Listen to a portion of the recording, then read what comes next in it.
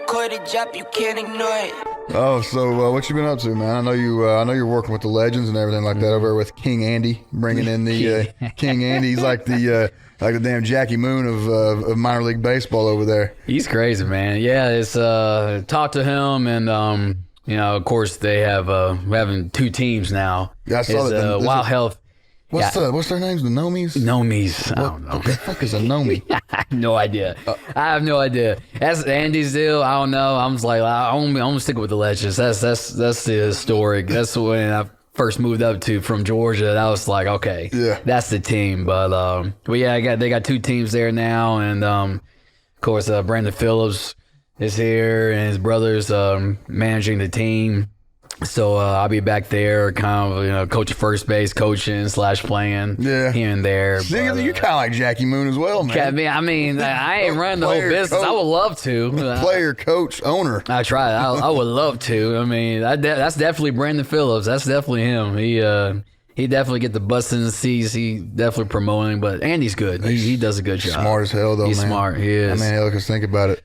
Ain't no professional sports teams in Kentucky. The closest ones we got is the Reds and the Bengals, and everybody and their fucking brother's a Reds fan down here, man. Yep. Like, they looked at that guy, growing up, especially in East Kentucky, where literally everybody is a Reds fan. Everybody. I was like the only Cleveland Indians fan, like, I think in the state of Kentucky growing up. Oh, really? Yeah.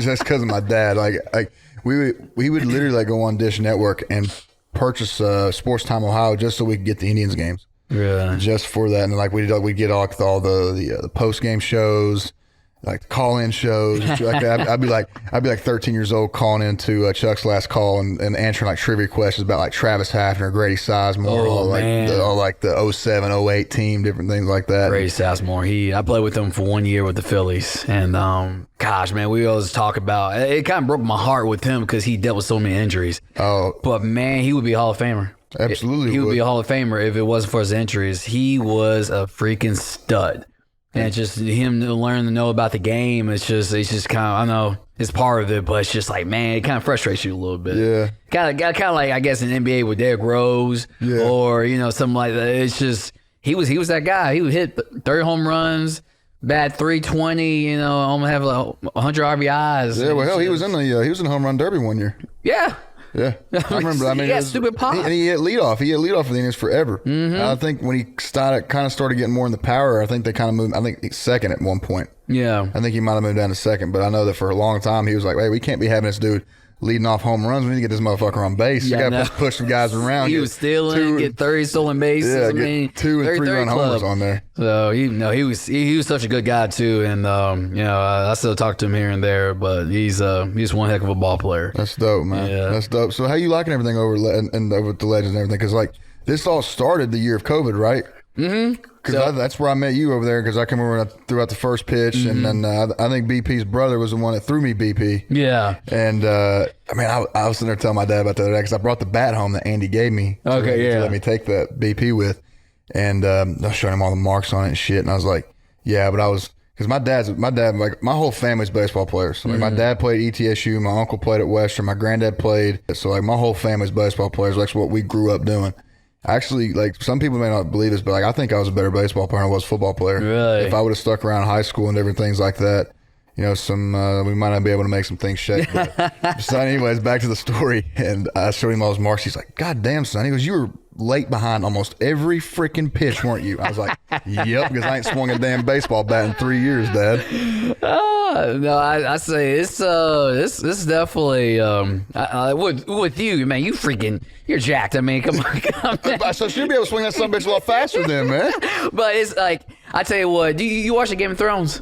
Absolutely, I am. So the Mountain, I can't pronounce his name. The Mountain. He came to BP. He came to BP.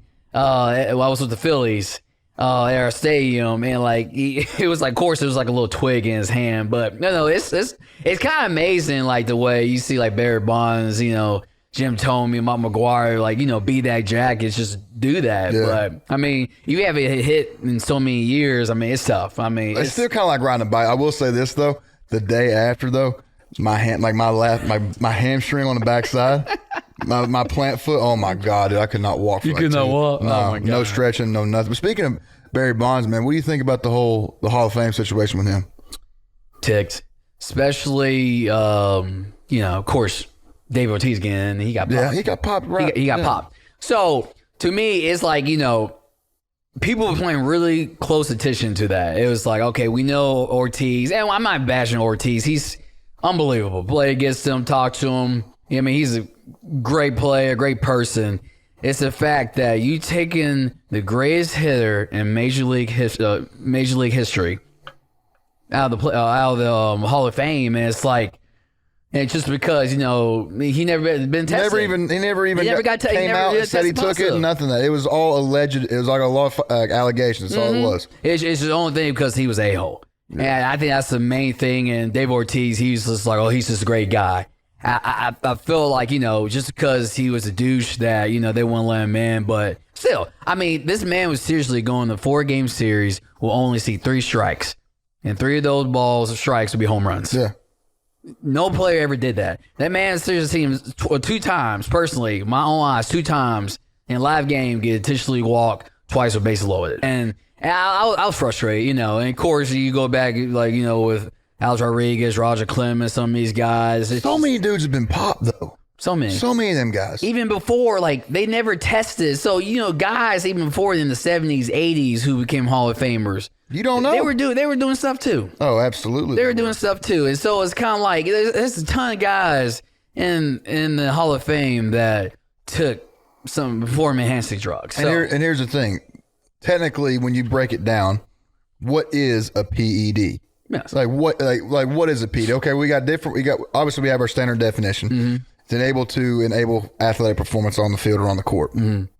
When I look at the Barry Bonds situation, and any situation in baseball, and you play at the highest level, and you can attest this because, you know, in my opinion, first and foremost, I believe baseball is the hardest sport in the world to succeed in. Oh, absolutely. To a professional level. Fail more these to succeed. Exactly. To a professional level, because it is literally worldwide. Mm-hmm.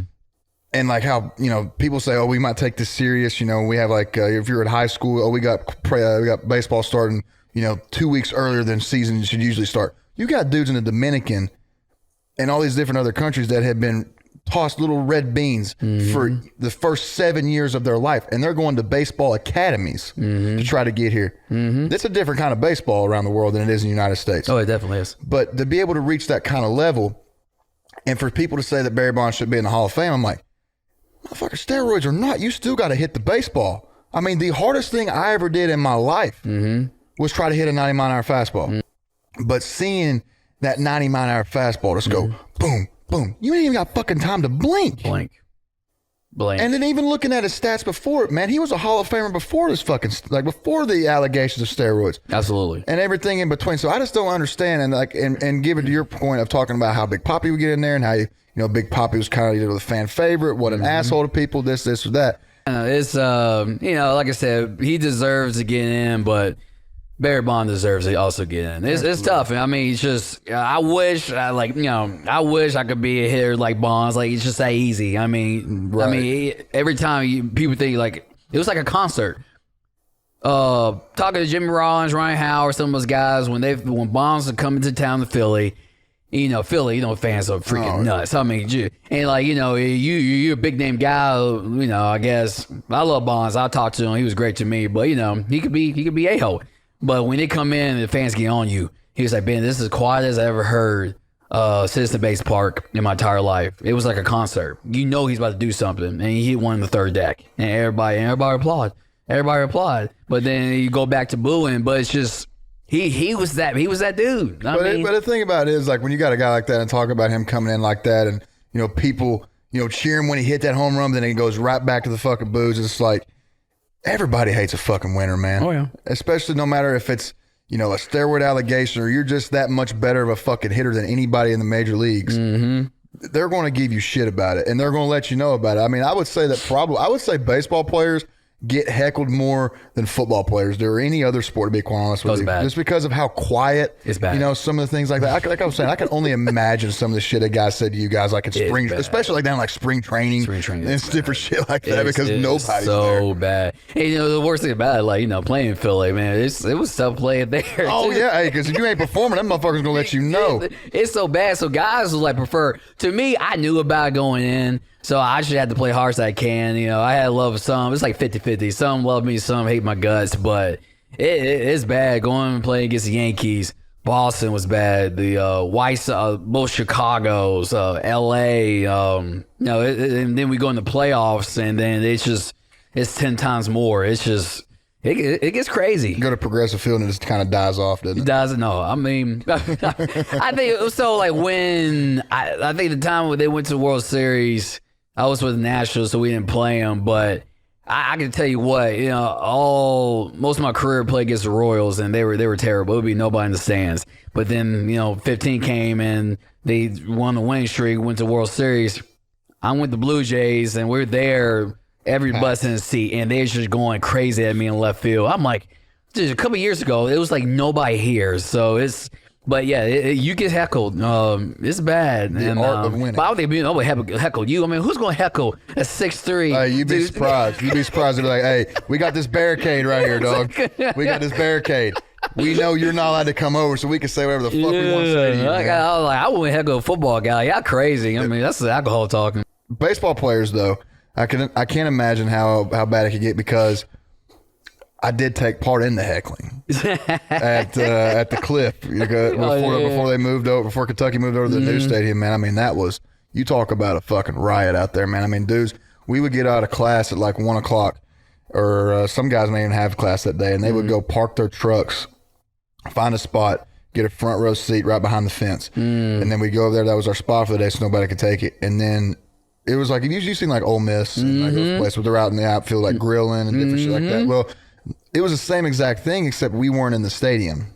We were on the outside looking in. Yeah. But hell, it was literally right outside the fence. So, I mean, like, it was, party central out there. We could literally do whatever we wanted. Yeah. And then you'd make your way to the deck, like where the Cliff was. And then whoever that left fielder was at that time, whoever they were playing, man, God bless you. Because you're going to need it, man. Because not just me, but, more so of the drunk frat guys would do deep research up there, man.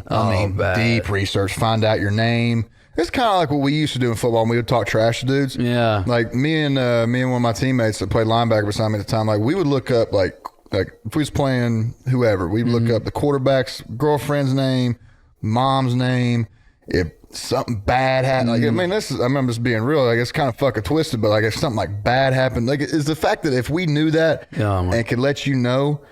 And it throw you off your game. In all honesty, it wasn't a strategy to be like, hey, I'm going to be an asshole to this dude. It was more of a strategy of, I can use this to get under his skin and him pop off, throw him off his game, throw him off mentally to where, the whole team implodes, especially if it was a guy that the whole offense ran through. Yeah. Like, for example, a quarterback at one time we played him, the whole thing ran through him. Yeah. So the whole time we were just like, hey, no matter what, if we can get a hit on him, get a hit on him. It wasn't so much trash talk because the guy didn't talk trash. We saw that in the scout report. Yeah. It was like every time he gets the ball or anytime he's like hands the ball off and run out his fake, fucking hit his ass. Yeah. Let him know that he's going to be here all day. And that just kept fucking with him. And that was the only game that whole year where he just like completely fell off the fucking wagon on it. Really? Yeah. So y'all have scouting reports in college to where this guy's a trash talker or Yeah, because we got guys up there that literally their job is to break down film, every single aspect of it. And the thing about it is, and this is the truest statement I've ever heard in football or anything that's like filmed. Yeah. You can't lie to the eye in the sky. Like that guy, the camera sees everything. Yeah. And so when these guys are in there breaking down this film, they'll see, okay, this offensive guard has had 2 unsportsmanlike penalties in the past game. If you get in his head early, try to make him do something, make him throw a punch, we can get his ass out of there. They got to put in a backup offensive guard that throws up their whole offensive line scheme. Wow. There's different stuff like that. Is try to, make some guy do something stupid. Wow. And the whole team would rally behind it, be like, okay, we know that we can jack with this guy. We know this guy won't talk trash. I mean, it's almost like military, almost like you're getting like true ops on some people. So it's nice to know this because I want to get your opinion because you play. So like, facing Bama, like I've been down there. I see some of the resources and the people on the staff. Like Nick Saban has everything to a T. Like it seems like yeah. And And, to him, it's just like, bro, it's like, it's kind of like, is it unfair in a way? Or it's like, He built that. He built that. And I think the reason why Alabama is the reason why they're Alabama is because of their culture. Yeah. It's a no bullshit. Like, we're going to have fun, don't get me wrong, but our fun comes from winning. Yeah. And it's a winning culture. And like, I know dudes that have been cut for not living up to the Alabama standard. And that's the standard of not being late, being a leader on campus, on and off the field, no bullshit, on weekends, none of that shit. Yeah.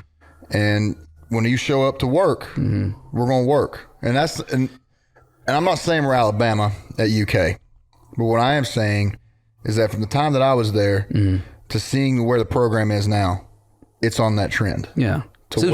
Excellent job. Oh, unbelievable job, man. I mean, just the job that he's done of bringing guys in, not only players, but coaching staff. Like right now, like we just lost Liam Cohen, offensive coordinator last year to the Rams. Like he went back to the Rams today. Oh, he's going back today. Oh, jeez. Like, because the offensive coordinator for them just took a head coaching job somewhere. And they're like, well, who's the guy that we can know that come in and run the exact same system we had?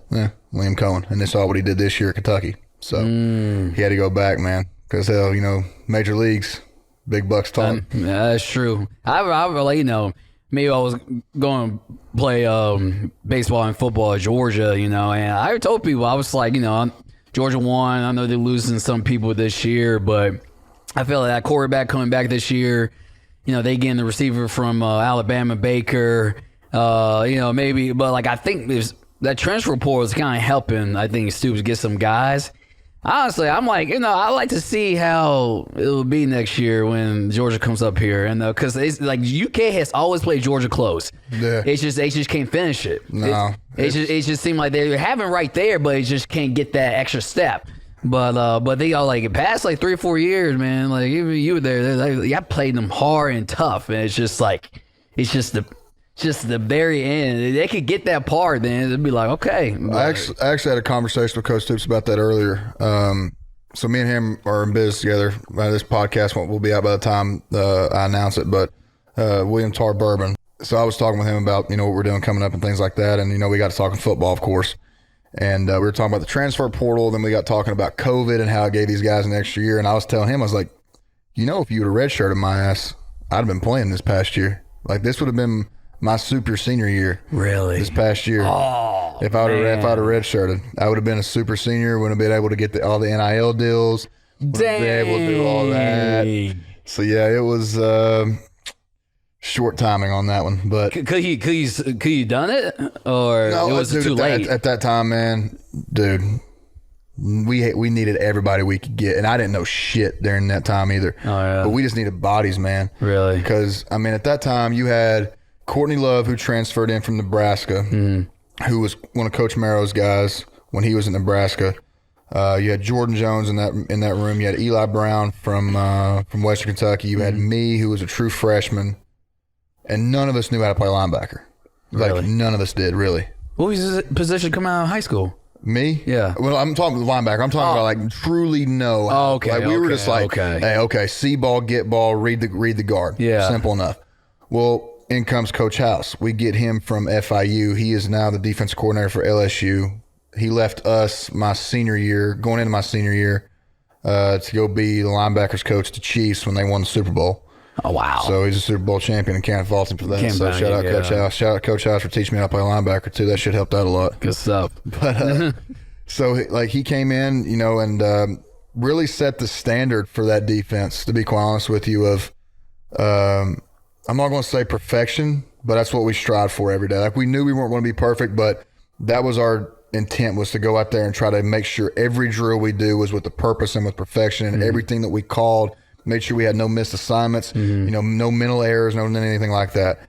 And obviously every day we weren't perfect, but there were some days we were pretty damn close. Yeah. But it set the standard of, good isn't good enough. Yeah. And I think that talking about the culture change over there, having Stoops bringing in guys like Coach House, bringing in guys like Brad White, bringing in guys like Liam Cohen that have NFL league experience and knows what it takes to win, and really has set up a pro style mentality in that facility. Just because like when you come in there to work now, it's just like, hey, this is a job. Yeah. Like, this ain't just some, extracurricular activity. Like, this is a legit business. And everybody, I'm not saying everybody didn't know that before then. I'm just saying that from the feel in the air with coaches coming back from the league and implementing that kind of style, because there's some college coaches that are like, they're, in my opinion, are too rah-rah. Yeah. They're too like in your face, too emotional about it, this and that, when they still got to understand they're still dealing with grown-ass men. Mm-hmm. And you got a guy that comes from the league like Brad White or like Matt House or like Liam Cohen that have been dealing with 28 to 32-year-olds and know how to coach them and actually talk to them instead of like just being a drill sergeant, try to yell at them all the time. Yeah.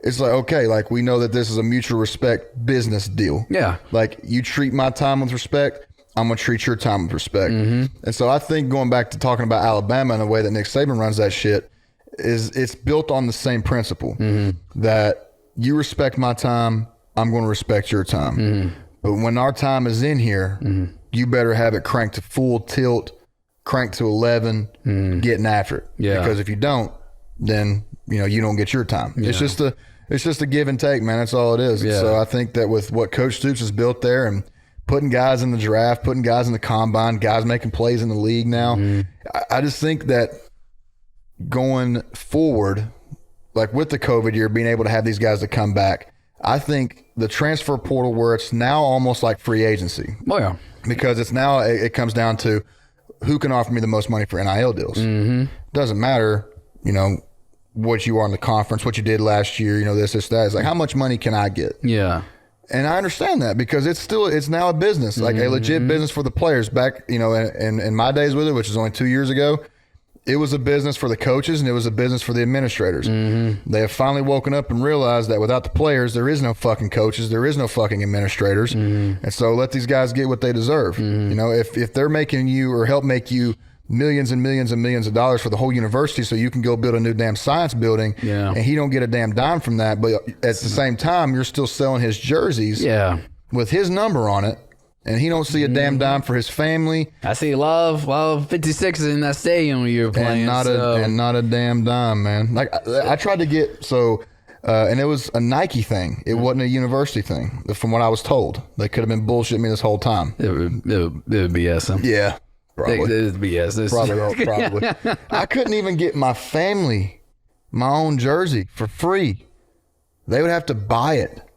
They would have to go spend $99 on a fucking jersey that probably cost $250 to make. Oh my God. $99 for that. So I was like, man, get the fuck out of here. It's cutthroat, man. It's cutthroat. But it's crazy like that. And now they're finally realizing that, and it's almost like the NCAA is dead now, dude. Well, yeah. It's like they're just straight up event organizers. All they do is that they have their logo on the NCAA tournament floor. They have their logo around everything, but that's really about it. Yep. Because we had Todd Lanner in here earlier. He told me, let me tell you what's up. So he hadn't seen you in a while. Oh, yeah. So let me tell you what's up. And we had him in here, and we were talking about NIL because, he's helping, I wouldn't say helping, but almost like a strategist for some of these UK basketball players, with him being in the name, image, likeness business, kind of like myself. Yeah. And we were talking with me, him, and Brandon. He was just talking about how it's like really like the wild, wild west right now. But like, the university has nothing to do with getting them these deals. But at the same time, the university has a say-so of what they can and can't promote. So like, they can't promote alcohol, they can't promote tobacco, anything like that. So it's like, okay, so NIL is wide open, but I still have to obtain by the university's laws of what I can and can't promote. Yeah. I wish it happened for you guys, because like, honestly, watching you play, I think that win down in Gainesville finally beat Florida. I honestly think, I'm like, I watched that game, I'm like, I'm seeing new Kentucky football, because growing up in Georgia, being a Georgia fan, to come up here, I always said that Kentucky could be a football school, but they more on basketball. That's where they make their money. Yeah. They could be a football school. Wesley Woodyard, I grew up with the man. DeMario Ford, Braxton Kelly, I grew up with those fools in Georgia. And they come up here, and you saw that little success they had, and Kentucky fans were like, whoa, we never seen this before. Like, it could happen. And I think you guys with Stooge, your class really changed that program around for the good. Because I had never seen how hyped it is around this city when football season comes. It's nuts, man. This is nuts. Like, when football season, the football would come, it's packed down Taste Creek, around Alumni, everywhere. I had to make a race around. Anywhere, bro. Anywhere. And before, it's just like another normal day. It seemed like back before all this changed, it was like Kentucky football was like the warm-up for Kentucky basketball. Yes. And then 3 weeks before Big Blue Madness, and that's October 15th. So it'd be like week 4, week 5 of football season. Everybody's already talking about football. Everybody's already talking about football season ending and ready for basketball season to start. But now it's kind of it's changed because I was telling Matt Jones this on the KSR show one time. I was like, has anybody mentioned anything about Big Blue Madness yet? And this was when we were about to play Louisville. Nobody had mentioned anything about Kentucky basketball. Everybody was so focused on Kentucky football that they were like, yeah, we got this. We got basketball coming up, but football's still going on. Mm-hmm. And as a player, dude, and as a guy that grew up in Kentucky, and as a guy that grew up around the stardom of Kentucky basketball, literally, you would think that the Kentucky basketball was the Harlem fucking Globetrotters growing up, dog. I'm not kidding. Those, you would have thought that LeBron, bro, yeah, all those dudes would play. And there's so many. And don't get me wrong, there's so many fucking talented players have come through there, bro. And with what Coach Cal has done and built this just dynasty of success for years after years after years. Mm-hmm. I mean, obviously, that's the first thing people want to think of when you have that much success over a period of time. Not just when Coach Cal was here, not just when Rick Pitino was here or Tubby Smith. You got to go all the way back to the day when Adolph Rupp was here, and then how they've built it forward. Oh, yeah. And now you see the renovations, what they're doing to Rupp and everything like that. It's like Rupp was already one of the biggest, if not the biggest, college basketball arena in the United States besides Syracuse, because that's where they play football at too. And it's just nuts, the dynamic of Kentucky basketball and how big it is. But then when we finally started winning, and it's going back to we were talking about the Royals, the art of winning, man, it changes everything. If you win, you could do literally almost anything you want. Absolutely, damn straight. You can almost do anything you want. But and I think people were literally dying for a consistent SEC football program. Because when you think of the SEC, this thing you think of is football. Exactly. Football. You think of Georgia, you think of Alabama, you think of Florida, you think of LSU, you think of all the Saturdays down the South. And then you think, and in my opinion, this is how it goes. You think about SEC football, then SEC baseball, and then SEC basketball. But then when it comes to Kentucky fans, it is straight SEC basketball, straight Kentucky basketball, then maybe football and baseball. Yeah. But now it's just we're a complete SEC school to where we have a consistent and legit SEC football program. Oh, yeah. We've already had a sustained and legit SEC basketball program and baseball program. And so now I just think it's coming to full circle, and you're seeing the benefits of that. I mean, Lexington's growing, the university's growing. I mean, when we win, everybody wins. The enrollment office wins. The FAFSA people, they win. Everybody's making money. Everybody's happy. Kumbaya, let's go, great. But when you start losing again, then you'll find out who's real and who wasn't real. Oh yeah, it is. I mean, like I said, for the longest time, they back to 07, 08, when Kentucky beat number 1 LSU, and it's just a whole dynamic, everything. They beat top LSU. I mean, you guys, there'd be games where it's Kentucky don't have a chance. I think they got a pretty good chance, and they win. It's just man, hey, bro. But I know I got people from Georgia who'll come up here and play, and man, it's just man, Kentucky fans are crazy. I don't know what's got into them now. I'm they've been winning, and hopefully, I know even to the fans, it's I think we can win national championship to a point. You get to that point, it's just hey, you got something going. You really got something going to a point. You think, wait, we got a chance to win that championship.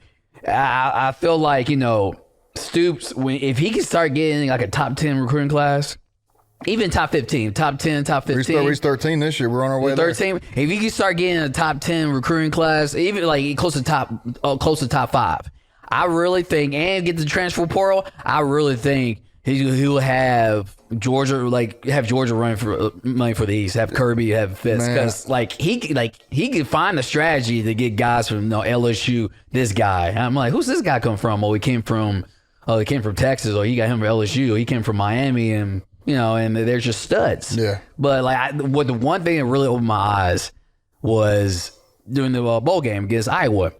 After the foul, about to go to bed, and they were talking about the big win, and the fact how many guys were missing from that game, and they still won. I was like, holy crap! Like, they had all those guys missing, and Iowa had all their players, and they still won. You were down to your second string, third string defensive line and linebackers, man. And then they still won, and it's just like, that opens the eyes of the fans. It's just like, hey, when football's coming back, and it's just like they know they have that winning mentality. Like, no matter who's behind, hey, bro, now it's time. You got to step up, and we're going to win this game, even, the unfortunate situation. But it's just that one right there just really kind of opens the eyes of the fans. Like, I can't wait for next season, and it's going to keep growing. If he could just keep that steady pace. But like I said, you guys started it, man. Like, that win in Florida really changed the city. But they just feel like, hey, like we could do it. Like, we could do it. And then went on to the Citrus Bowl to beat Penn State, and it's just like, that really just. Well, I mean, I sit back and look about it, man, and I look at that team, and there was so much talent on that team. I mean, we had Josh Allen, Lonnie Johnson, Chris Westry, Benny Snell, C.J. Conrad, so many different guys that have made a major impact, not only at the University of Kentucky, but in the league now. And you see what they do when they're out there on Sundays. And, man, it was an unbelievable experience, man. I was so fortunate and blessed to even be on that team and to be a starter on that team and look back and know that I shared the field with those dudes. Like, my dreams in the NFL may not have worked out, but, the fact that I got to play on the same field with top tier NFL players. He respects you. That goes a long way. Like, those guys talk so much about you on the news and everything. And I was shocked at the fact that, like, man, like, you didn't even get a shot, but it's like you were such a good player. You're smart and physicality, and it's just like the mental, and you just like, I'm gonna be the best player on this field. You had the Mamba mentality, man, and that should put you on the edge. And then the guys respected that, and that's how you win games. So, because I already know that Stupid is like, I wish I had 11 Cash Daniel guys on my defense. Yeah, maybe mentality, maybe not athletic wise, but mentality wise, maybe. You an athlete, man. You go D1 football, man. You an athlete, man. But the guys I shared that field with, man, they made me look fucking stupid sometimes. I ain't gonna lie to you. I mean, but the thing about, like, my career was, like, I had to play hurt my whole career, like, injured. Like, I was battling something all the time. I never played at 100%, and no football player at that level will ever play at 100%. I always say that the best days of your life is day one of camp and the last day of the season, because day one of camp is the only time you're ever going to feel. And there's some dudes that go into camp with nagging injuries and just have to be able to compete to go out there and be ready for the season. But that's the only time you're going to feel your best is that first day of camp. And after that, you're riding in between 80 and 90% the rest of the season. Yeah. But, man, it was a great experience, man. And obviously it's opened up so many doors for me. Being able to do this, sit down and talk with people like you, being able to, do the stuff I do for work, and so I owe that all to Coach Stoops, University of Kentucky, and, I'm always indebted to that group. Eli Capilouto, Mitch Barnhart, Coach Stoops, and anybody and everybody that ever had a role in, not only me playing, but me being able to stay eligible and graduate. So shout out to everybody, all the tutors, man. Like, if it wasn't for them, like, there's no way that I would have been able to do this shit on my own, because, I mean, the schedule's so bang, bang, bang, bang. You don't have time to do shit. It's not an excuse at all, because there's some dudes that have 2 majors and, going to the NFL at the same time. So it's just a personal decision on that. But yeah, man, I'm glad to see, Kentucky be a legit SEC football program to where they can now move forward and, hopefully one day in the near future, in the next 3 to 4 years, compete, with Georgia for the East and play Alabama or somebody down there in Atlanta for the SEC championship, man. I mean, that would just bring it all. That'd be the circle. next step. They could do that. Be that next step, man. I'm telling you, because I feel like, I don't make a lot of UK fans mad, but I feel like they're kind of growing dull of Coach Cal a little bit, even though they go year in, year out to the March Madness, and then, but it's the South, man. It's football. I mean, I think Kentucky fans are used to that. They're used to Cal bringing in top recruiting classes. They're used to Cal, getting to the NCAA tournament, winning the SEC tournament, winning the SEC regular season title, but we've only had one national championship. Yeah. So now they're just like, okay, we've had 8 previous before you came in here, and we've only won 1 by the time you're here, and we've had numerous of first-round draft picks, this and that, but it seems like we can't close the deal. Mm-hmm. But now, I know we don't have Major League Baseball right now, but we do have SEC baseball opening up, and it's kind of like that's the only baseball we got right now. How closely have you been following this collective bargaining agreement situation? That's why I'm kind of like, sitting on the side. That's why I'm with the Legends. It's this whole deal started back in 2017, man, and it's been a cluster. It's been a cluster F so bad that pretty much the owners kind of like want to take the power back a little bit. Like they had that, we had the last lockout back in 93 and 93, 94, and after that, that kind of killed baseball a little bit, and it kind of grew back, with the steroid era, whatnot. But it's just it's so sad because they hate each other. The owners are trying to make as much money as they can. They all got together. It's just like we're gonna have the power. I mean, they try and cut payment on the minor leaguers. They're cut a bunch of team off last year. So that which means not that many kids who dream about being in the big leagues may not get that shot. I mean, I play with guys that only play 1 year minor league ball, and that's the biggest, or maybe 2 years, and that was the biggest deal to them. You're gonna have a lot of kids not be able to make it because they just cutting down the rosters, cutting down the teams, and then year in, year out, owners getting greedy with the money. So it's bad, man. I mean, I talked to my agent. I feel sorry for the kids. I mean, I got 7 years. I invested money, so I'm financially good. Did my career get cut short? Absolutely, because of all the politics. Because they kick guys like me who are over 30 who can still play, but they just want to go younger. They just want to be cheap, and guys who only could pay league minimum, the bare minimum. That's all we're going to put on the field right now. Yeah. And we'll see. I mean, they have a week, February 28th, to come on an agreement. If they don't, then the season is going to get pushed back, which the owners want because they want to cut the season down, which they don't have to pay that much money for game checks and everything. And so, but it's just it's bad, man. And like I said, I feel so bad for guys who just got drafted,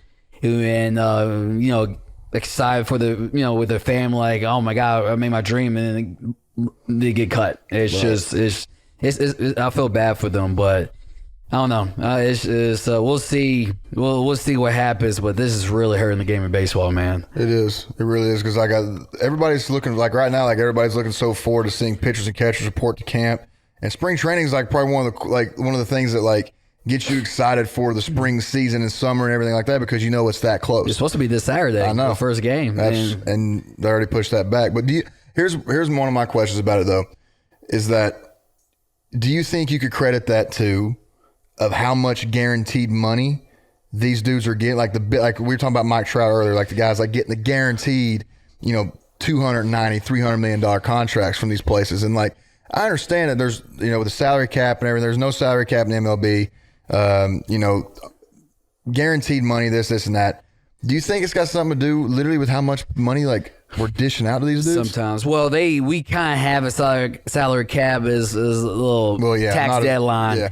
So here's the deal. I got screwed over, and players like me who are vets, I knew going in that I was going to get the big bucks like Mike Trout or anything. I knew that, but I could maybe a starter, if 50-50. But I know if I I'll be a backup, I could come off the bench and hit. I could come off the bench, base run or play defense. And I could do it for cheap. Nothing. And what happened with the tax, they have deadlines. It's you can't overspend this much. You can't overspend this much. And then the owner's all right, cool. So it's we have a salary cap, so we ain't going to spend. We won't spend no money. And so now they try and be cheap. You see all these teams, except for the Yankees, the Red Sox, team we got money, they may spend a little bit, but they still won't reach that deadline. Or that tax, top off of the tax line. But for me, I had so many years in the big leagues that, if I make the big league roster, I'm guaranteed $1 million. And teams don't want to do that. Like, they just didn't want to do that. But back to your question, yes, because, you have a bunch of these guys, kind of get into that prime, late 20s, early 30s, and sign these, 5-6 years, $300 million deals, and then their game doesn't show for it. And so, I mean, as an owner, it's just like, we don't know when to give this guy all this money, and then his game, his process on the field is, not living up to the hype. And so, because of injuries, whatnot, I mean, people are talking about with Trout, he's been hurt the past couple of years. It's just like, is he becoming that guy? Like, whatnot. And watching, Ohtani, I mean, I hope he can stay healthy because he'll change the game. I just hope he does. But like what he's doing, man, I'm like, man, he's put so much work on his body because baseball is every day. I mean, you have no breaks. Every day. Every day. Yeah, you have one day. We have 20 days off and 162 days. And, I have 162 games. So it's like you're playing every single day. You wear and tear your body. I know it's different than football, but it's just like you have a nagging injury. Like you just going with it every time. Because, you don't want like, for me personally, I didn't want to sit out and get somebody else a chance to play. And then like, we're going to go with him. I'm like, no. I'm seeing this through. Wasn't that like the Wade Boggs story? Yeah. Wasn't that like that? Yeah. And so I never had that, but it really does. It's a lot. It's just the owners want to be cheap. They want to make as much money as they can and dish out less. If they could win the World Series with with the bare minimum, cool. If they lose, it's all right because they get a huge check from the TV deals, the revenue, and everything. They get all that money back. So they're kind of like, we don't have to win. Kind of reminds you of the Moneyball movie. Mm-hmm. Seeing how many dudes they can go out for, and try to spend as less money as they can and try to win a World Series. Because they know at the end of the day, when they get to the playoffs and they get all that, they're getting that extra kind of money, goes straight to the organization when, they go out and they can sign a first baseman.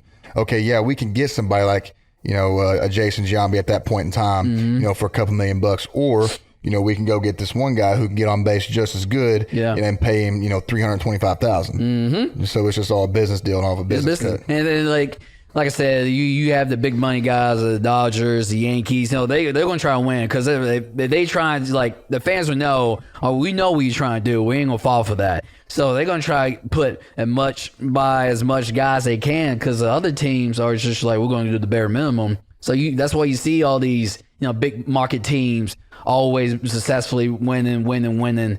You have Tampa, but with their organization, they're really good, scouting and all that. But Scott Boras, he even said, I'm not bash anything about the Braves, but he just like the Braves won the World Series this year because of what the game is now. They were the only team to trade deadline that was trying to get guys. They were trying to make a move. When Acuna got hurt towards ACL, they were making moves. Position guys, pitchers, they were making moves. Everybody else was maybe getting 1-2 guys, like, if that. They would the Red Sox, the Yankees got a couple of bats. They need to start pitching. They need bullpen. They got Rizzo and Gallo. And it's just like, y'all need pitching. What are you doing? And then they still make the playoffs, but they get knocked out. This team needed hitting, but they went to go get pitching, and then they couldn't score no runs. It's just the fact that, like, they're not even trying to, develop or, prepare you guys for the playoffs. They're trying to, spend as less money as possible, and hopefully I win. Maybe I don't. We still got, our paycheck, but... I mean, going back to the big money market teams, teams like in LA and teams like in New York, and you also see that in football. I mean, kind of look at what the Rams did this year. Mm-hmm. And they just won the fucking Super Bowl, but they went out and they signed Odell Beckham Jr. They signed Von Miller. They made all those moves in the offseason and during the season because they're like, hey, we are selling the fuck out on this season. Oh yeah. If we can afford it, let's fucking do it. Yeah. Because if we can afford OBJ, if we can afford Von Miller to come in and make our team better. And we get those different incentives when we make the playoffs and get that extra, milli from CBS. We get that extra milli from the NFL when we make it when we win these games. Get an extra milli when we go to the Super Bowl. However much millions of dollars when you win the Super Bowl. So it's it's kind of like an investment that's paying itself back. Oh, yeah. Almost in a sense. And so it's fucking genius. And if you can afford it, I mean, shit, do it. Do it. In my opinion, just fucking do it. I don't know who gives a shit about everybody else. You see that now. And the year that the Nationals won the World Series a couple years back, they were the oldest team in the MLB. So it's just like you see where you have a couple young guys, but you got a bunch of vets who know how to play and know how to do it. I feel like and you see that, like, hopefully I would be able, get a phone call or whatnot, but never did because, they just went younger. And wish there were a lot of young guys who could play, don't get me wrong, but I just know sitting there watching, I can't because I get ticked off all the time, but I sit there watching, I'm just like, I should be out, like, of course I like make that play, or I've done this, done that, but it's just, what can you do? I'm the only one got screwed over, got low balls, so it's part of the business, but hopefully something changed, man, because I'm my wife pregnant, we'll have a baby in April. And so I appreciate it, and be a baby boy. And so, like, I talked to her, and, I'm just like, I don't know what's going to be in, 18 years or 19, 20 years. I mean, it could be. That's scary as fucking shit to even think about. Yeah, think about it. I don't know. Like, I really don't know. Till that time comes, we'll see. But if the game's still just out of the loop, just falling pieces, I'm going to be like, listen, hopefully we can make hopefully he'll be your height. I'm so we're gonna try to put in the basketball. Basketball is going good, or maybe football. Even though wifey don't want that to happen, but I'm just like anyway. But it's just, I just feel like right now baseball is really cutthroat. It's a bunch of politics. So hopefully you could get in that circle of guys. If you're in that circle, guys they want to protect, you're in good hands. But you're outside of that, you fight for your life, and it's going to be tough. So, of course, I was one of those guys fight for my life. Even though I was performing good, like, guys tell me, GMs and owners tell me, well, we love to have you, you win so many games for us. So I'm like, why are you releasing me? And it's just like, we got these guys, and then I'm just like, whatever. And then they lose. They beat last good place. luck. We're pulling for you. I hope you land somewhere. Yeah, same BS story. Like I say, like you're performing, and then you're getting released for it just because of politics. So that's why, to me, I don't feel bad. I got 7 years. I was one game away from World Series. I wish I would won one, but I have a lot of great years. Played a lot of great hitters, players, Hall of Famers. So I'm all good about it. Yeah, man. And you got a good bank account to provide for, so that's all good. But man, hell, some of those owners, they should be able to look at a guy like you that's, within those 7 years. Hell, you hit 284 for your career. Hell, you for 3 years in a row, you hit over either 305 or 306. Not a lot of fucking dudes could do that in the fucking major leagues. No, they don't care. They just care about home runs, on base percentage. That's the only two things. You can hit a $150. And it's like, oh, that man got 40 bombs. Well, hell, you had a 319 on base percentage. They like to see the fours, but like my game with today, I knew it. I knew it more and more because when I first got up there, I was hitting from, Joe Mauer, Justin Morneau. I hit from Jim Thome, for God's sakes, Hall of Famer. I hit from Ryan, Jimmy Rollins, hopefully being in the Hall of Fame, Ryan Howard, Chase Utley, Josh Johnson, MVP, Troy Tulowitzki, Joey Batista, Mike Trout, Albert Pujols. I hit from them. And the reason why, because I'm really good at making contact with the ball, put the ball in play, put pressure on the defense. They don't want to walk me. They want to give me a free pass to get on base for the guy coming up behind me. Right. So they're going to throw strikes. And then the times where I do get my walks, they'll throw me like off-speed pitch in the dirt. I'll take it. I'm like, dummy. And then, of course, guy behind me get base hit and I score for first base or something. So they're not going to walk me. They involve so much around walks. That's why strikeouts are up. Launch angle, all this different things. Strikeouts are up, and, people find the game boring now. It's just like, man, it's all about home runs. So no one steals. No one making plays in the outfield. It's a boring game now. And, more and more people are saying it. And it just sucks the way it is. Hopefully it go back because you play the game to get base hits. Home runs are great. Don't get me wrong, but nobody's Barry Bonds. No. They try and teach all these guys to be like Barry Bonds. I'm like, nobody's going to hit 330 with 60 bombs and a bunch of walks. Like, it's never going to be another Barry Bonds ever again. So you teaching these kids to fail even more, and it's going to make them, first off, lose a job, and secondly, mentally it's going to destroy them. So it's kind of frustrating to see that. Hopefully it goes back to kind of like the 300 hitter and 300 base hits, so like you make the game more exciting again or something. Well, I mean, do you think that's why, like, do you see, like, I don't know if this is like straight up true or not, but like the juicing of the baseballs and shit like that, do you believe in that just so they can have more home runs on TV to make it more appealing to the fans? Well, you could do all that you want, but with the launch angle, you have to still hit the ball. Yeah. And like you got a guy throw 100 miles per hour, throw right down the middle, and guys swing and miss it. I'm just like, God, man, middle inside pitch. I mean, especially for a left-handed hitter, that's that fucking sweet spot, baby. I talked to Hall of Fame pitchers, pitchers who had successful careers in the big leagues. It's just like kids don't pitch no more. They're not hitting their spots. I mean, yeah, some like Mark Scherzer, Garrett Cole, some of these guys, DeGrom hit their spots. Only a few pitchers can throw 100 on the black. Right. Everybody else they throwing middle in, middle away. Or, trying like all speed. They still want this so much. Forgot to have to feel their fastball, hit the fastball. Now they're throwing fastball right down the middle, freaking home run, or they getting lucky and swing and miss because of what they teaching these kids. And it's crazy. It's crazy. It wasn't something, for me, you grew up on baseball. They just had that level swing. And you see these shifts, all these teams playing these shifts. It came to a point where teams were playing me shift. And I was kind of looking. I'm like, all right, that hit one left field. And it's just like, and I'm like, what are you doing? But, yeah, you see all these pull. It's just yank. And, sometimes, like, they look at the numbers and the exit velocity and how many pitches you take in at bat, but they just how hard your swing is, and they want to see that, and sometimes it's just you feel like when teams win like that, it's just like, man, it can get worse and worse, but it's all about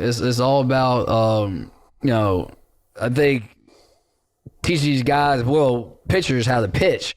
And then hitters, when you face a guy who knows how to pitch, it's going to be impossible. But not that many guys could do that because they just trying to throw hard as they can and hopefully try to blow it by you. It ain't going to happen. And then other time with hitters, they just trying to hit a home run and swing and miss, or they pop it up. So it's especially you look at the playoffs now, it's all about home runs. That's what most teams had to get their runs. I mean, watching the Braves, most of their runs was on home runs. Yeah. It wasn't on and they're a National League team too. Yeah, I mean, they always been like a home run team, growing up. They've always been a home run team, but the only times they would lose and struggle in the playoffs is because their teams would pitch.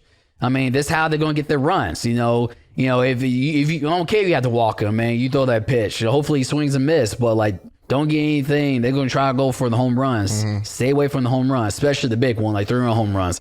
It's a solo, so be it. But when men's on base, that's when you got to really have to pitch. But they didn't teach you guys how to pitch. In the World Series, I remember, what's his name? Solar hit that friggin' mammoth shot. And the guy, and he kept going off speed. I'm like, he needs to go like up and in. And then Maldonado, I played with him with the Angels. I see him giving the sign. I'm like, you going another off speed? And then as soon as he threw it, I'm like, bomb. And I just turned off the TV. Just waiting on it. So it's just, it's all about just how, like, seeing pitching. And this is different. It's a different era now. I mean, basketball is a different era. Everybody want to shoot threes. And you usually see guys, post game, dunking. Most guys want to be shooters. Even guys who should be better with their post games or anything, they're just trying to shoot threes. I'm like, what are you doing? Yeah, bro? You got dudes that are 7'3" out there trying to become a point guard. Yeah, trying to shoot the ball. I'm like, man, get your big ass down. Yeah, it's a whole different era. And I like old school guys. It's funny hearing that from baseball guys. It's just like this game is a disgrace. That's my dad, man. It is, basketball, football, but especially baseball, just because of how serious and stuff Dad takes it. And the reason I brought up when we were talking about the Braves going to be a National League team. My dad has this thing where he just despises the National League. I'm the like, pitcher's hitting, or I'm like, why? He goes, because all they do is fucking bunt. I'm like, what are you talking about? Like, that's a part of the fucking game. Yeah. And like, all they do is they get every time they get on first base, they're just giving a guy free base. That's all they're doing. I was like, well, I mean, hell, just like what the guy in Moneyball said, hell, if they bunt it, just say thank you, pick it up, throw them out. Yeah. But it was when you transitioned from the Twins over to Philadelphia, did you ever feel like there was a difference in league play just because of the pitchers hitting with the DH in the American League? It was. Pitchers, I think pitchers in the American League are more power, and then you get nationally, they're more throw your kitchen sink. And that's why, like, to me, I was somewhat kind of young, but not too young. But I first time going to different team, different league, and I struggled. I mean, it wasn't like I was getting lucky. I mean, I struggled, and I was hearing it from the fans. But Charlie Manuel, he's probably the best manager I ever played for. I love Dusty. I love them all. Charlie, he was hilarious. But he had my back. He was like, man, you can hit, man. It's just like, I know it's a different league. You're learning, you're going to hit 300 again. And, of course, it's a learning stepping stone for me. And I kind of caught that groove. Next thing you know, I was hitting the Mendoza line. Then I was at 310 like that. And but it's different. It's different. But for me, I know now the MLB is going to universal DH now. But I think, being a backup with the Nationals at one point, for backups, you could probably get that couple of pinch hit at bats. Couple of pinch hit at bats, a couple of playing days or whatnot, with double switches. You probably going to get the playing time. For American League, I was a backup. I mean, one game where I had a pretty good game, won't get back for 5 days. And then here comes Justin Verlander or Cy Young on the mound. I haven't had a bat in 5 days. I'm like, all right, here we go, trying to battle. My timing's off, and he's just painting. He's getting calls a little bit off the plate. So it's totally different. It really is. But like, I think just being able, being in the league for so long, kind of bouncing around, it kind of helped me develop me as a player. But of course, I got cut short. But I think I was growing as a player, getting to my prime, and it kind of helped me. But just it's a lot of learning, and I think that kind of helped me just playing with so many future Hall of Famers, just talking to Hall of Famers, and be able to do that. But yeah, it's just you have to learn quickly, and you have to learn quickly to stay up there, because it's tough to get to big leagues. But it's even harder to stay up there. Oh, man. It's even harder to stay up there, because you see guys get up there, 1 year has success and then struggle, and then you don't see them. They're gone. And even guys, they have even in the season, they have a great April, May, like, man, he's killing it. And then you face him again in August. I mean, he was batting like 450. Now he's at 200. And it's just. The biggest example I've seen of that was Yasiel Puig. Yeah. I mean, that dude, obviously came in, was on fire. Got traded around a couple times, started to see his game kind of decline. And the last thing I remember, he was playing for the Tribe for a little bit, and then he just kind of disappeared off face of earth. And I think he's playing the Mexican League or something like that now. Not even in the minors. Yeah, he was the type of guy that he was the next big thing. He was kind of like Vladimir Guerrero type deal, but it's just it was a thing. He was full of himself, and then he kind of grew a little bit. Even some of the teammates played with him. He's like, I love Yasiel, but he could be. It was always like he could be, and he kind of. I try to talk to him. I talk to him all the time. I'm like, man, you're such a great player, man. Like you could play this game for 20 years. It's just, man, keep your head on straight. He goes, I know, Poppy, I know. Okay, and then he'll do something bizarre. It's just like, bro, and coaches get ticked, But yeah, it's just like guys like that, man. They be rookie of the years, and then they probably don't pan out. But it's tough. I mean, like I think my career turned when I tore my oblique in 16 with the Nationals. It was after I had like 4 seasons hitting 300 and over 300, and then I go there. I had a great spring, tear my oblique, and then that year I hit like 217, something I came back too early. I should have waited. But, got rushed. Now, I should have waited, took some time for it properly heal, and I came back, and I wasn't right ever since. But, I was like you. I was the type of player. I was, going to complain about that. I was just trying to, work out myself, but it's just nothing went for me. I mean, that's just like, for you as a hitter, though, that's almost like your main muscle. Yeah. To rotate on and be able to get out in front of the ball, get the barrel around, and be able to make contact with it. So I could obviously see how an injury like that would fuck you up, on your swing and everything like that. Kind of like, when people this year were talking about Baker Mayfield out there playing with a torn labrum in his non-throwing shoulder. And I'm sitting there thinking, well, yeah, it's his non-throwing shoulder, but you guys got to think about how much force it takes for him to rotate those shoulders to be able to get that arm rotated around and be able to deliver that ball downfield, especially if you have him rolling out to his left. Yes. Like if he's a right-handed quarterback and he's rolling out to his left, he's got to be able to rotate that left shoulder around violently. I mean, throw it, and then be able to throw it around with his non-injured shoulder. You don't think for a second that torque of turning those shoulders like that hard is not going to have an effect on that throw? Oh, yeah. His accuracy is going to be off. It's going to be ridiculous. It's going to be off. For a hitter like that, I've always, I went to go to those college baseball camps around, went to Louisville, went to UK, went to Tennessee, App State, different those places. And I can remember, one of the things that at the Louisville camp this guy was telling me about was, his oblique injury, how hard it was for him to come back. And so now that you say that, it kind of puts everything in perspective. It's like, yeah, I could definitely see, because I was only, at the time, I think I was like 12. I was like, I don't even know what the fucking oblique is. I know. Now that I'm more educated, man, I could see, how damaging that could be on your swing, and ultimately, try to and put out something that that you're better than. Oh yeah, and it kind of frustrated me. I wish I had. Speaking, I couldn't find out that the owner, the GM, didn't want me, but Dusty, his first time playing with Dusty, he wanted me. I want to get this kid, and having a great spring, I'm like, yeah. And it was the first game against the Braves, facing Julio Teheran. And he throws me a pitch. I rip it down the right field line. Barely goes foul. I felt something. I go, man. Then next pitch, he throws me a changeup. I see it like a bowling ball. And then I swing, and I'm like, oh, and like mid-swing, it kind of caught. When I have another at bat, I'm like, something's up. And of course, that would happen. But I mean, it was one of those deals where I'm just like, of course, I mean, I got to fight through it. But after the season, we went to the playoff. I wasn't on the roster, and it's just like I was just so mad. It was that year mentally I had to be strong because I was so mad that we're in the playoffs. I couldn't do nothing. I was on the roster. I had a crappy season, and I couldn't do nothing. I just went home. It's just like, almost like damn near cried, but I'm like, just give me another chance. And I did with the Angels, and I was back up. Eventually, injury. I started playing, and I had like a better year.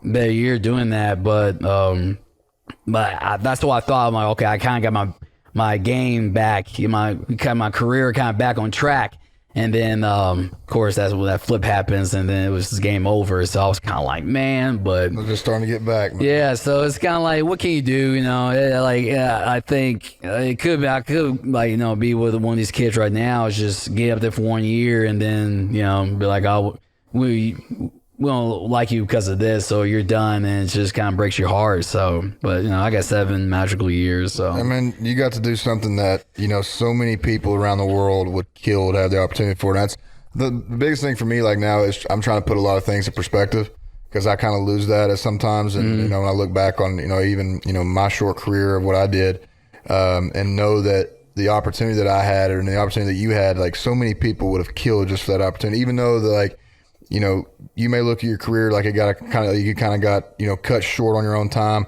I feel like I got cut short on my own time, but at the same time, the time that we had, I mean, I just try to think of so many kids across the world that would literally kill to be in that position and have, for my experience, have those 4 years of Kentucky, and for you to have those 7 years in the majors. The hoops and bounds people would go through just to be able to have a day in those shoes. So that kind of keeps me, like, you know what? It may not have worked out the way you wanted it to, but it worked out so much more than you actually thought it would. Oh, absolutely. So, I mean, me as a kid, like I had the dream of, making it in Division I football, this and that, but, and I always knew that I had the stuff to make it. It's just, if I could get that chance. And, when I finally got that chance, I was just like, damn, the times that I prayed in my room about it, the times that I thought how lucky am I to be there.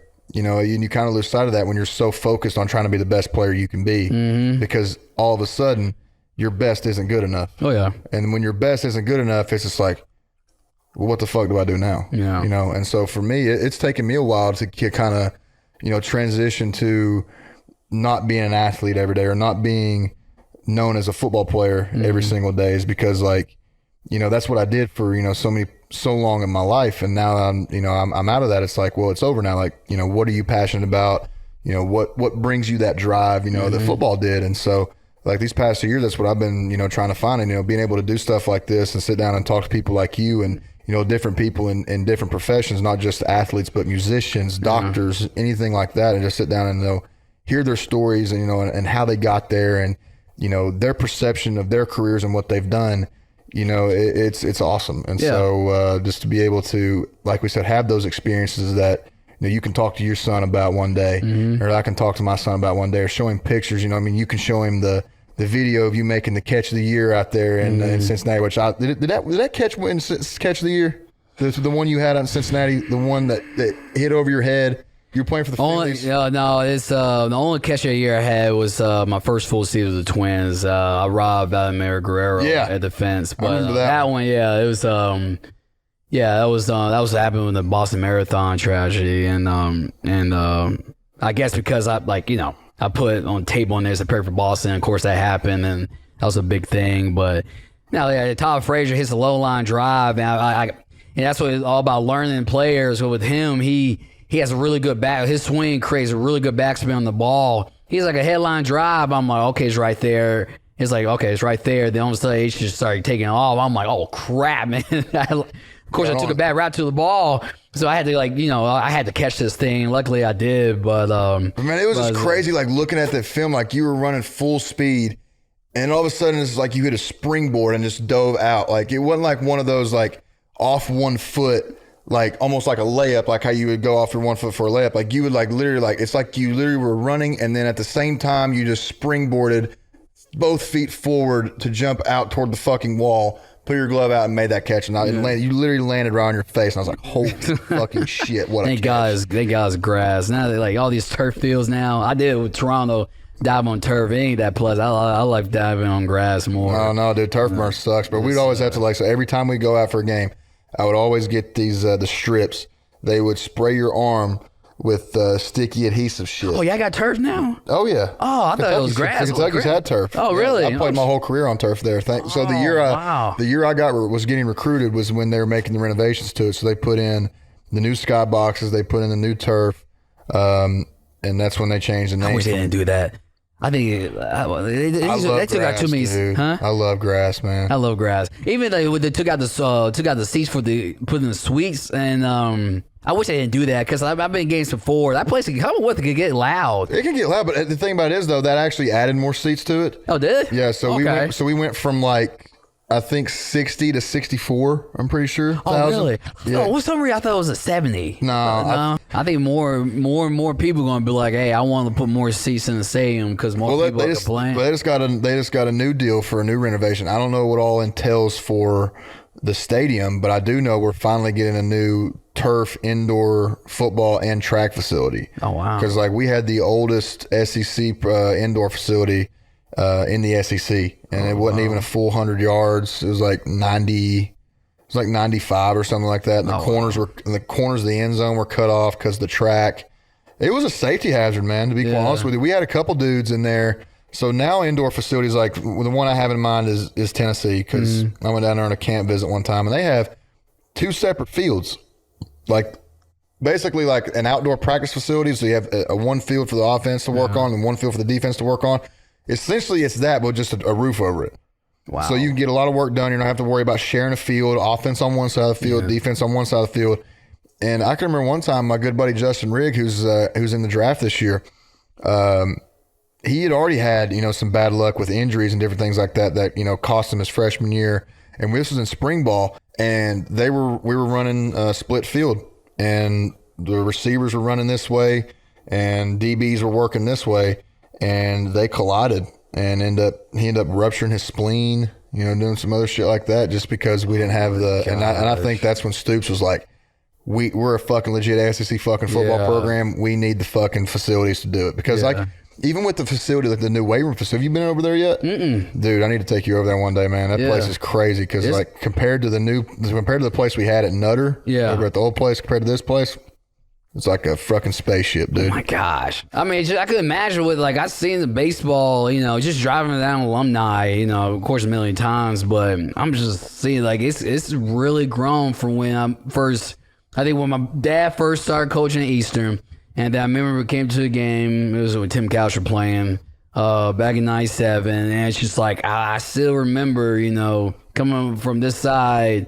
to go into the game, but just like now, it's just like completely different. It's just like, but it's good. I mean, you want to compete. This is how you're going to get recruits. This is how you get guys come to your organization or your program, and this is how you're going to win. You get to compete against like the Georgias, Alabamas, the Tennessees, because they, especially in football, they're putting so much money into the football program. That's the one that makes the money. So if you want to compete, that's what you're gonna have to do. Then somebody got the word. That's the blueprint of it. We're giving it to you. All you gotta do is just cash in on it. Yeah. So that's it, man. But the thing about it is that a lot of schools don't have the predicament that Kentucky has because they don't have a top tier basketball program. Yeah. That they also got to give money to. Yeah. And make sure they get good deals with and signings and different things like that to make sure that they're good. But at the same time, like Kentucky, like not a lot of schools are having that double. Two-headed monster of revenue as well.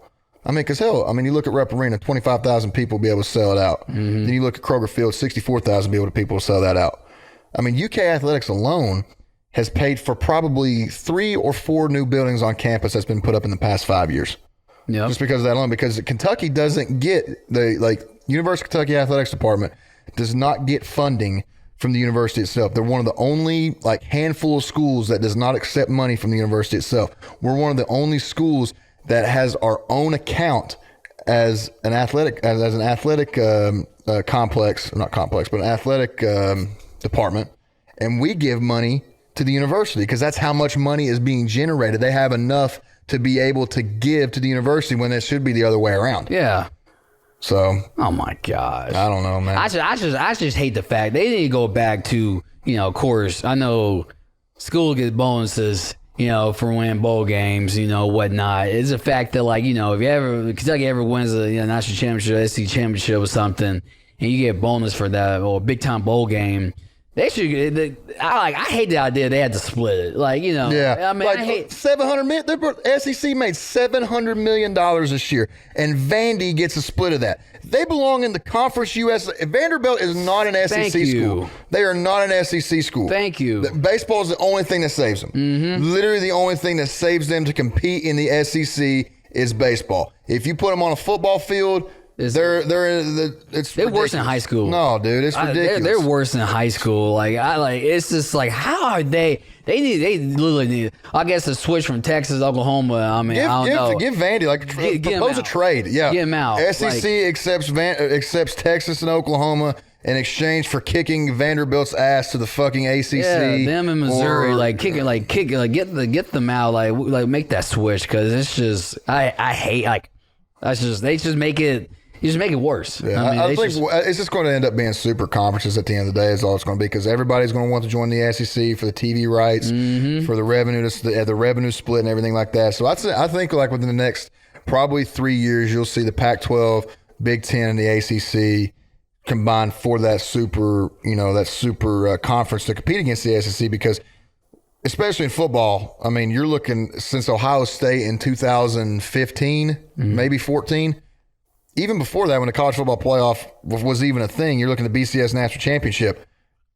It was always an SEC school. It's always going to be an SEC school. Always. So Clemson in a weak-ass conference, but yeah, and then they're going to play Wake Forest and Duke. But then this is the second year since the college football playoff has been a thing where you've had the national championship be the part 2 of the SEC champion. That's all it is. It is. So it's crazy. But man, what's I know we got the MLB lockout, but the Legends are not a part of that, thank God. Yeah, or are they? No, they're not. I was about to say they're independent. They're independent. We're good. Yeah, the season starts. Actually, it's supposed to be on my son's due date. But hey, King Andy's got some renovations going on over there, it looks like, though. Yeah, they put him turf into, put up a new scoreboard.